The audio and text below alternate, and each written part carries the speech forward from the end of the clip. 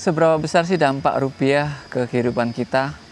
Sekarang rupiah sudah semakin tinggi, 17.800 dan bisa jadi 25.000, mungkin juga 30.000. Kok rupiah bisa naik turun ya? Siapa yang menentukan? Sebenarnya ini pertanyaan-pertanyaan orang awam ya. Kenapa rupiah bisa naik, bisa turun? Kok bisa ya? Saya juga orang awam, saya nggak gitu ngerti banyak, tapi kemungkinan itu adalah masalah trust, masalah kepercayaan terhadap Indonesia. Kepercayaan apa? Nah, kepercayaan terhadap pemerintah tentunya ya. Jadi orang asing ingin menukar rupiahnya, menukar mata uangnya, dolar, Singapura, ke Indonesia, itu nilainya berkurang, nilai kepercayaan berkurang sehingga aku mau tukar $1 menjadi 17.000. Oh, sekarang 18.000 atau 20.000. Jadi itu bagian dari kepercayaan terhadap Indonesia. Kok bisa begitu? Mereka melihat secara global seperti apa pemerintahan Indonesia. Misalnya soal tambang gitu ya, tiba-tiba rubah aturan harus diekspor lewat satu pintu.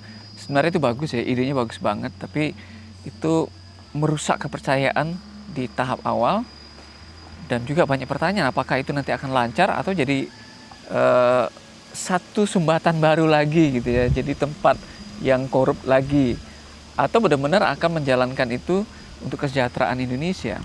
Jadi masih banyak tanda tanya, tapi lebih banyak yang pesimis, lebih banyak yang menganggap ini akal-akalan dan mungkin tidak akan seperti itu.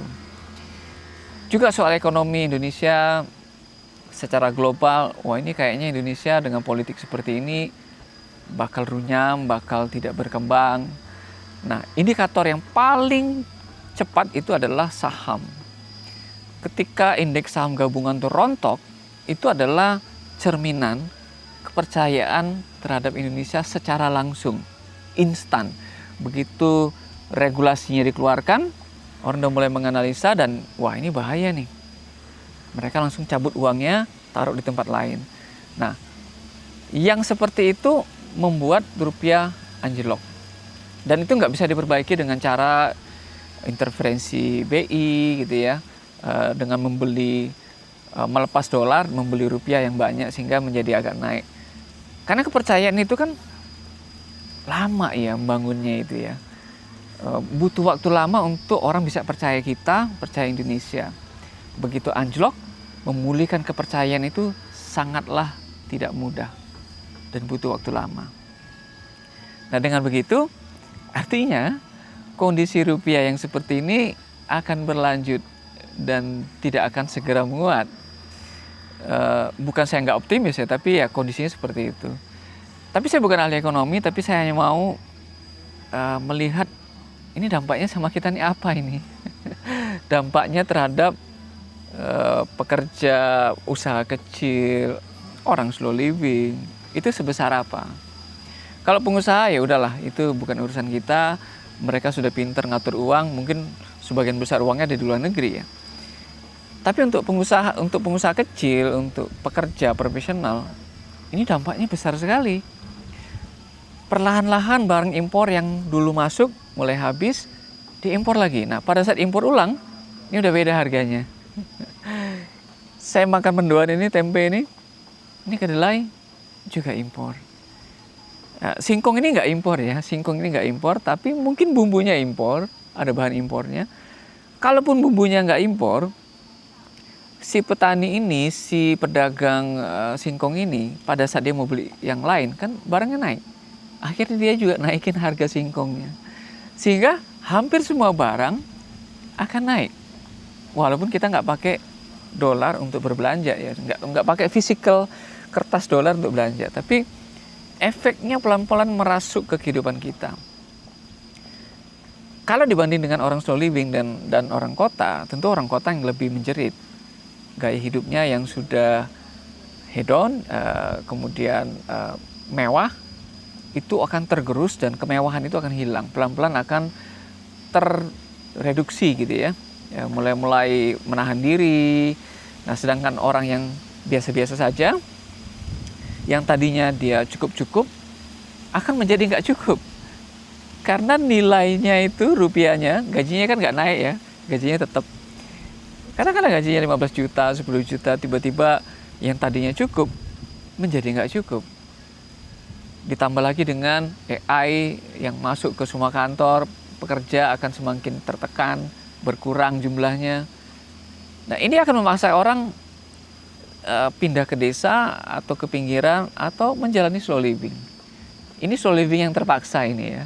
Nah, untuk teman-teman yang kepepet, bisa mencari alternatif hidup yang lebih slow.